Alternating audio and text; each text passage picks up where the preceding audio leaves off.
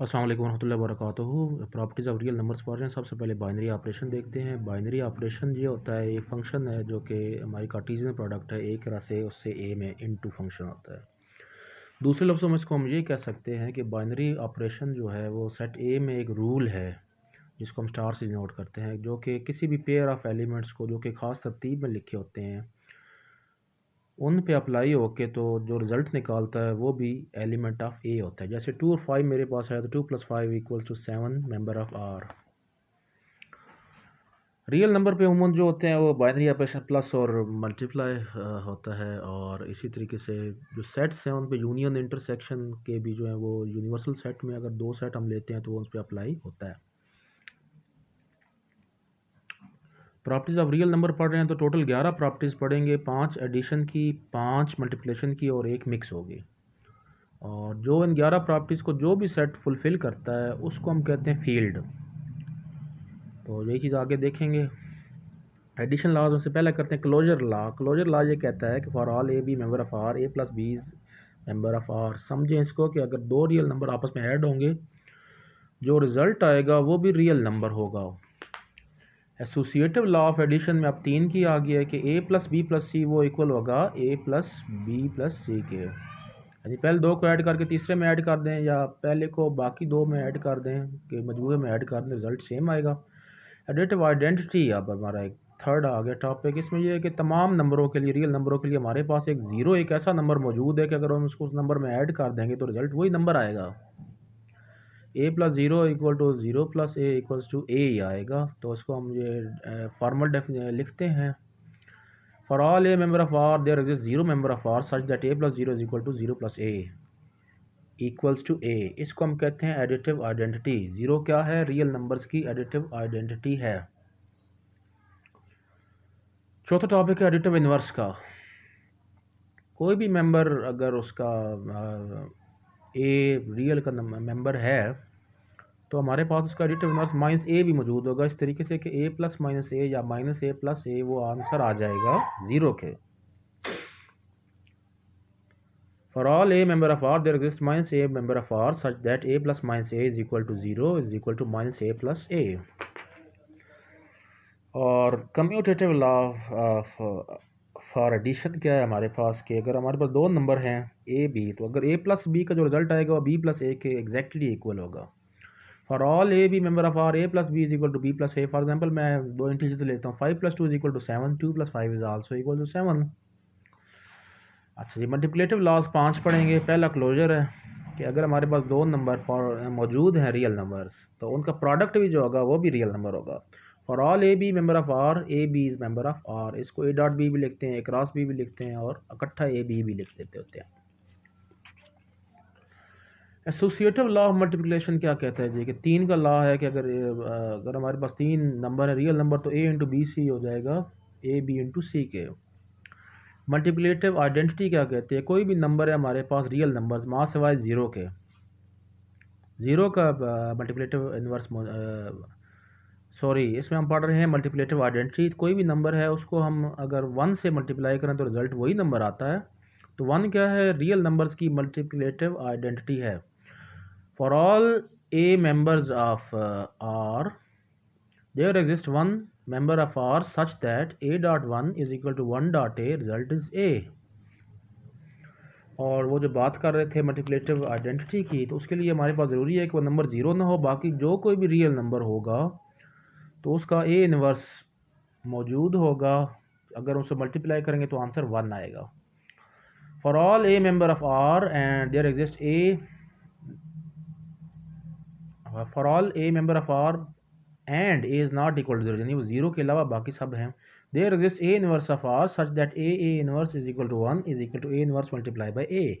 ए inverse को हम 1/a भी लिखा करते हैं जी। और 10वीं प्रॉपर्टी और इसकी आखिरी प्रॉपर्टी ये है मल्टीप्लिकेशन की कि अगर हम उनको दो नंबरों को मल्टीप्लाई करेंगे तो पहला नंबर दूसरे से मल्टीप्लाई होगा या दूसरा पहले से होगा तो वो इक्वल होंगे। For all a b member of R, a b is equal to b a. जो मिक्स प्रॉपर्टी है वो हम देख रहे हैं मल्टीप्लिकेशन एडिशन लॉ इसको कहते हैं। For all a b c member of R, a into b plus c equal होता है A B plus A c के, इसको कहते हैं लेफ्ट डिस्ट्रीब्यूशन लॉ। और ए प्लस बी इंटू सी जो होता है वो होता है ए सी प्लस बी सी के। ये right distributive law of multiplication over addition है। ये आखिरी प्रॉपर्टी है जी इसकी मल्टीप्लिकेशन एडिशन की। जो इन 11 प्रॉपर्टीज़ को फुलफ़िल करता है वो फील्ड होता है, तो हमारा सेट ऑफ रियल नंबर्स भी एक फील्ड है। ये हम आगे भी पढ़ेंगे।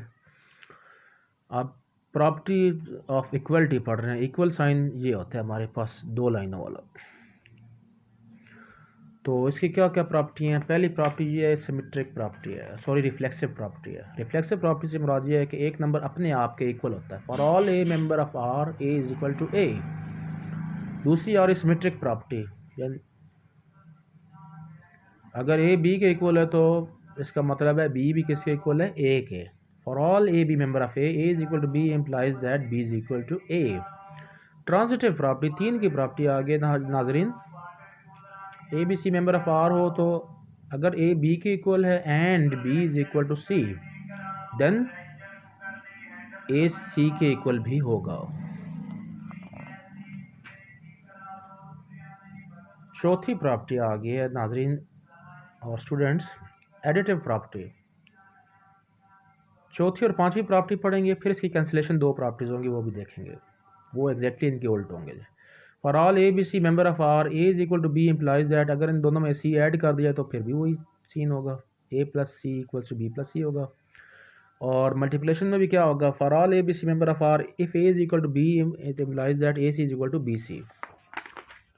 कैंसिलेशन प्रॉपर्टी जैसे कि एडिशन और मल्टीप्लिकेशन की मैंने बताया था कि for all a b c member of R if a plus c is equal to b plus c, ये इम्प्लाई करता है कि ए बी के इक्वल है। इसी तरीके से a c is equal to b c imply करता है कि ए बी के इक्वल है।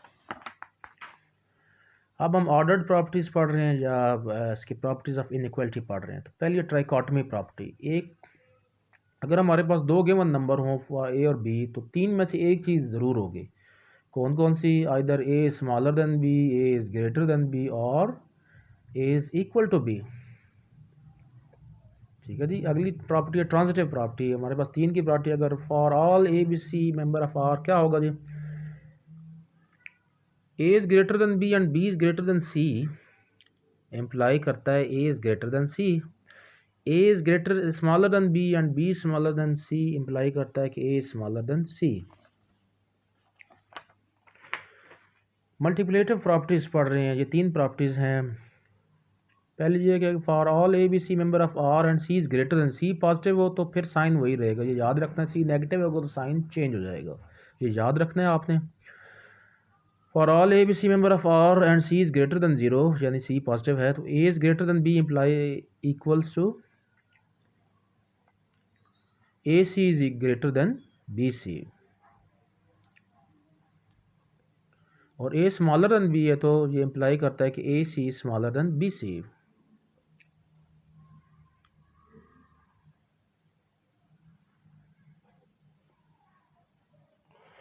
इसी तरीके से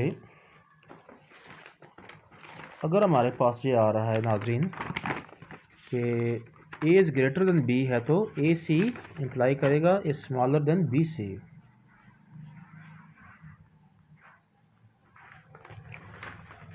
और अगर ए स्मॉलर देन बी है तो ये इम्प्लाई करता है कि ए सी ग्रेटर देन बी सी के।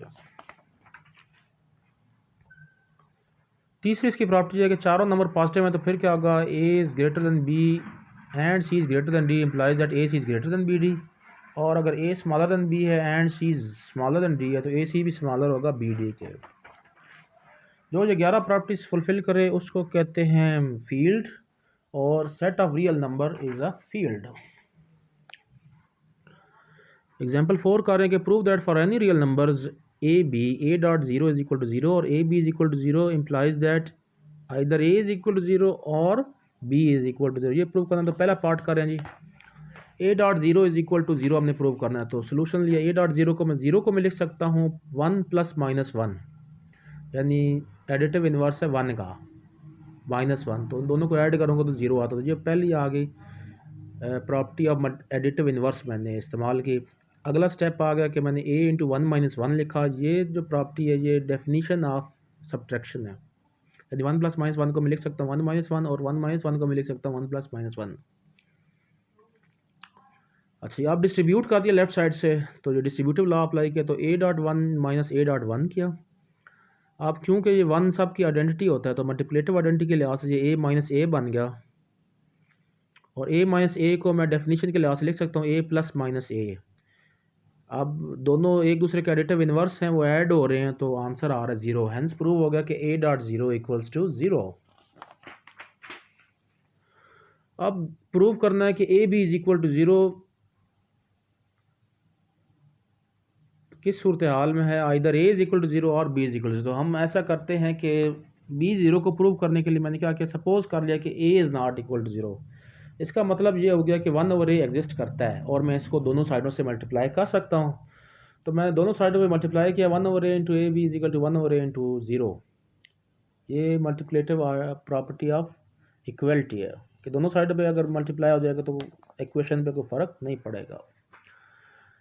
अब एसोसिएटिव लॉ की मदद से वहाँ पे तो तीन थे, तो ये पहले दो कंबाइन हो गए, one over a into B, और इस साइड वाला ज़ीरो हो गया राइट साइड वाला। नेक्स्ट ये हुआ कि वन ओवर ए इंटू ए जो है वो इन्वर्स है, मल्टीप्लेटिव इन्वर्स है, तो वो वन बन गया into b is equal to zero. तो ये आइडेंटिटी अब किससे मल्टीप्लाई होगी, तो b is one into b आ गया, b is equal to zero. यानी ये साथ में कोशिश करनी है कि प्रॉपर्टीज लिखते जाएं, नहीं भी अगर आती हैं तो डायरेक्ट लिखते जाएं। तो 10 a b is equal to zero and a is not equal to zero then b is equal to zero. अब सिमिलरली अपनी प्रूफ ये करना है कि अगर b not equal to zero है, ठीक है जी, फिर क्या होगा, a b is equal to zero, equation one का नाम दिया, सपोज दैट कि b is not equal to zero है, तो इसका मतलब ये होगा इसका इन्वर्स भी एग्जिस्ट करता है, वन ओवर बी एग्जिस्ट करता है, दोनों साइडों से मल्टीप्लाई कर दिया। A b into one over b is equal to zero into one over b, zero वाली साइड तो ज़ीरो हो गए, और इस साइड पे मैंने एसोसिएटिव लॉ ऐड की इस्तेमाल किया, तो ए ये बन जाएगा a into b dot one over b equal to zero. B और वन ओवर बी एक दूसरे के मल्टीप्लेटिव इन्वर्स हैं, तो लिहाजा रिजल्ट आ गया a dot one is equal to zero. One किसी से मल्टीप्लाई होगा तो आंसर वही आएगा, तो a is equal to zero आ गया, यानी मल्टीप्लेटिव आइडेंटिटी है। तो thus if a b is equal to zero and b is not equal to zero then a is equal to zero. ये भी वेरीफाई हो गया। एग्जाम्पल 6 काफ़ी इंटरेस्टिंग और इम्पोर्टेंट है। इससे भी हमने मुख्तलिफ प्रॉपर्टीज़ यूज़ करनी है और प्रूव करना है कि लेफ्ट हैंड साइड वो राइट हैंड साइड की इक्वल है। तो पहली प्रॉपर्टी आ रही ए और b is equal to c और D if and only if, यानी दोनों साइडें प्रूव कर दी हैं, एक साइड से दूसरी साइड का रिजल्ट निकालना, दूसरे से पहली का रिजल्ट निकालना। If and only if a d is equal to b c, और इस चीज़ को कहते हैं principle for equality of functions, principle for equality of functions. तो हम स्टार्ट करते हैं, ए और b is equal to c और डी इम्प्लाई करते हैं, दोनों साइडों को बी डी से मल्टीप्लाई कर दिया, तो यहाँ पे property I equation of equality of multiplication की, यानी दोनों साइडों पे मल्टीप्लाई कर दिया। अब मैं यहाँ पे ए डॉट वन लिख सकता हूँ, सी डॉट वन लिख सकता हूँ, इक्वेशन पे कोई फ़र्क नहीं पड़ा। नेक्स्ट ये हुआ कि ये एसोसिएटिव लॉ की मदद से इनको इकट्ठा कर दिया, a into one over b into b into d, c into one over d into b d. तो इस साइड का रिजल्ट आ गया a dot one dot d, इसका आ गया c into b dot one over d dot D.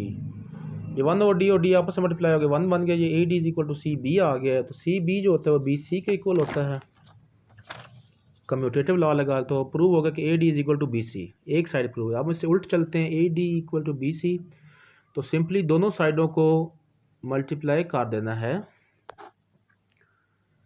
One over b dot one over d के साथ, दोनों साइडों को मल्टीप्लाई किया। अब एसोसिएटिव लॉ करते हुए इन दोनों को अलग अलग कर लेंगे, a dot one over b बन गया, d dot one over d बन गया, b dot one over b और c dot one over d बन गया। तो ये जो d dot one over d खत्म हो गया, b dot one over d भी यूनिट आ गया, तो आंसर आ गया ए और b is equal to c और 10। A by c equals to C by d if and only if a d is equal to b c, ये हमने वेरीफाई कर लिया। इसका सेकंड पार्ट अगर है एग्जांपल 6 का, one over a dot one over b is equal to one over a b. Simply नीचे से मल्टीप्लाई नहीं कर सकते, बल्कि लेफ्ट हैंड साइड को हमने साबित करना है कि वो ए बी का मल्टीप्लेटिव इन्वर्स है, और बाय डेफिनेशन हम लिखेंगे कि ए बी का इन्वर्स क्या होता है, वो इसमें ये टेक्निक यूज़ हुई है जी। तो लेफ्ट हैंड साइड लेते हैं, one over a dot one over b, उसको मल्टीप्लाई कर दिया ए बी के साथ, तो वो आ गया जी एसोसिएटिव लॉ से a dot one over a b dot one over b, answer is one. इससे हमें पता ये चला कि a b and one over a dot one over b जो हैं वो आपस में एक दूसरे के मल्टीप्लिकेटिव इन्वर्स हैं। लेकिन हमें ये भी पता है कि ए बी का जो मल्टीप्लिकेटिव इन्वर्स होगा वन ओवर ए बी होगा, लिहाजा हम लिख सकते हैं कि वन ओवर ए, ये जो इन्वर्स है one over a dot one over b वो इक्वल होता है वन ओवर ए बी के, यानी दोनों ए बी के मल्टीप्लिकेटिव इन्वर्स हैं, लिहाजा दोनों आपस में बराबर हुए। ये टेक्निक इसमें यूज़ करनी है, ये थोड़ा सा हट के था। थर्ड आ रहा है rule of product of fractions, वो ये है कि a dot b in dot c over d equals to a c over b d. तो लेफ्ट हैंड साइड ली हमने a over b dot c over d, इसको सेपरेट करके लिखा a dot one over b dot c dot one over d. अब associative law लगा के a c इकट्ठे कर लिए और one over b dot one over D इकट्ठे लिखे। तो पिछले लॉ की मसले में पता था कि इन दोनों को आपस में लिखा जा सकता है, तो ये बन गया a c dot one over b d equals to a c over b d, hence proved. Example 6 का फोर्थ पार्ट है गोल्डन रूल ऑफ फ्रैक्शंस है, वो ये है कि ए और बी इक्वल होता है के ए और k b where k is not equal to zero. तो इसके लिए हम क्या करते हैं, ए और बी को हम लिख सकते हैं ए बी डॉट वन, यानी वन के साथ ये मल्टीप्लाई हो रहा है, तो कोई भी नंबर किस अपने आप से मल्टीप्लाई होगा तो वो वन नहीं होगा, तो लिहाजा हम लिख सकते हैं ए और बी डॉट के ओवर के, ये बन गया ए के ओवर बी के, हैंस प्रूव होगा कि ए और बी इक्वल्स टू ए के ओवर बी के। पांचवा पार्ट है rule of quotient of fractions है जी, तो a over b over c और d equals to a d over b c, ये साबित करना है। तो लेफ्ट हैंड साइड स्टार्ट की ए ओवर बी ओवर सी और डी, इसको मैं लिख सकता हूँ ए और बी और को मल्टीप्लाई कर दिया बी डी के साथ और सी और डी को मल्टीप्लाई कर दिया बी डी के साथ। ये एसोसिएटिव लॉ की मदद से कंबाइन हो गए a d into b dot one over b c b into d dot one over d, तो ये बन गए ए डी और बी सी, प्रूव हो गया। सातवीं एग्जाम्पल इम्पोर्टेंट भी है और इंटरेस्टिंग भी है। Does the set minus one one possesses closure property with respect to addition and multiplication. Addition की मुराद ये है कि अगर इसके दो एलिमेंट्स को ऐड करेंगे तो इसी का रिजल्ट आएगा। इसी तरीके से मल्टीप्लिकेशन में भी दो को मल्टीप्लाई करें तो क्लोज ये उस वक्त होगा जब ये उसका रिजल्ट इसके अंदर आए। तो हमने तमाम नंबरों को और ख़ुद उस नंबर को अपने आप के साथ मल्टीप्लाई करके चेक करना है। तो हम चेक करते हैं कि इसके दो एलिमेंट लिए, वन प्लस वन लिया तो आंसर इज़ टू, जो कि इसका एलिमेंट नहीं है। इसी तरीके से माइनस वन प्लस वन किया तो वो ज़ीरो होगा, जो इसका एलिमेंट नहीं है। Minus one plus minus one किया तो माइनस टू आता है, वो भी इसका एलिमेंट नहीं है। तो जब ये इसके मेंबर नहीं निकल रहे, यानी दो को हमने ऐड किया, तो लिहाजा हम कह सकते हैं कि set minus one one is not closed with respect to addition.